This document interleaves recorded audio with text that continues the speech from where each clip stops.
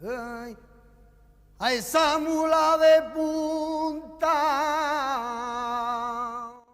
El últim bosc es una exposición de foto documental que se puede ver en la Sala Tramollers del Jardí Botànic de la Universidad de Valencia hasta el 30 de septiembre, en el que podéis ver una exposición en la que se muestra el último bosque mediterráneo tropical que queda, que está entre el estrecho de Gibraltar y la Costa del Sol.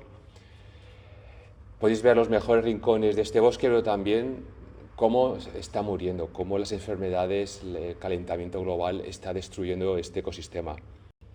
Cada vez hace más calor y llueve menos, el clima es más seco. También podéis ver los miles de trabajadores del campo que todavía trabajan y viven alrededor de estos bosques, sacando, extrayendo el corcho, que es el último gran producto que se puede obtener de estos bosques. Ahora en verano, desde mayo hasta agosto, hay un ejército de corcheros, arrieros, forestales, que van recorriendo los bosques sacando el corcho.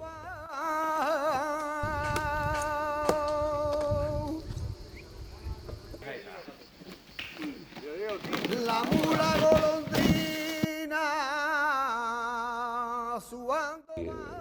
Zonas corcheras también en la provincia de Castellón, en Cataluña, en la zona de los Pirineos, en Extremadura y Portugal, sobre todo. En Castellón, en la Sierra de Espadá, actualmente este año, por la sequía que hay, no se puede extraer corcho. Estáis invitados a ver la exposición El últim bosc aquí en la Sala Tramollers del Jardí Botànic de la Universidad de Valencia. Os espero.